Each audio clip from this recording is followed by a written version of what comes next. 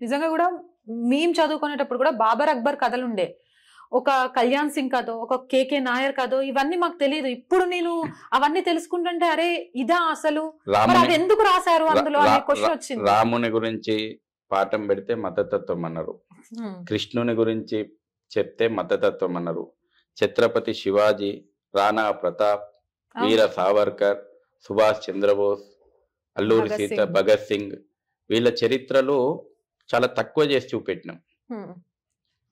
మన social studies book తెరిస్తే దారి దోపిడీ దొంగల చరిత్రలు, అవును, అలెగ్జాండర్ ది గ్రేట్ అంటే ఈ దేశం పైన దోచుకుపోవడానికి వచ్చినటువంటి వాళ్ళు, ఈ దేశం లోపల ప్రజల మాన ప్రాణాల పైన దమనకాండ సాగించినటువంటి వాళ్ళు, ఈ దేశ సంపదను లూటీ చేసినటువంటి దారి దోపిడీ దొంగలను గొప్ప హీరోలుగా చిత్రీకరించి మనం చూపెట్టిర్రు. ఇంతకాలం ఆ ప్రజల యొక్క మైండ్ సెట్, స్కూల్ పిల్లల మైండ్ సెట్ నుంచి కూడా అట్లా చేసుకుంటూ వచ్చారు.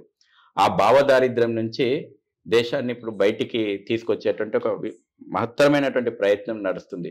న్యూ ఎడ్యుకేషన్ పాలసీ వస్తుంది.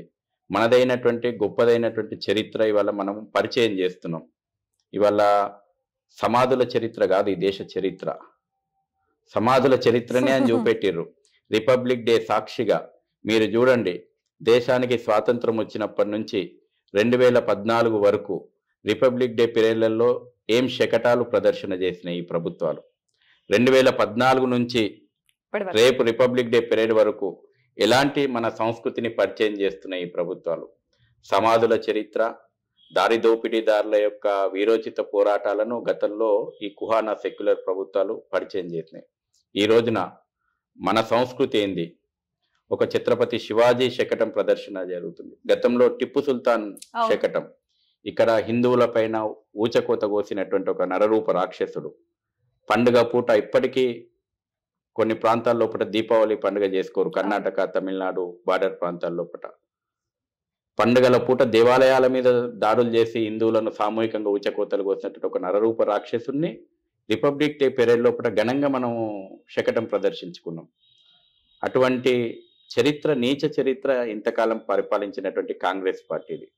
ఈ రోజున మనదైనటువంటి ఒక ఘనమైనటువంటి చరిత్రకు మనం వారసులమని సగౌరవంగా మనం ప్రదర్శించుకుంటున్నాం.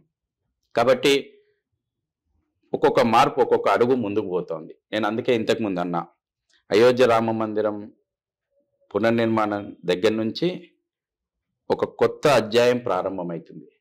మొదటి పేజీ 22 జనవరి 2024 లోపల మొదటి పేజీ నుంచి ఆ యొక్క కొత్త నూతన అధ్యాయం ప్రారంభం కాబోతుంది.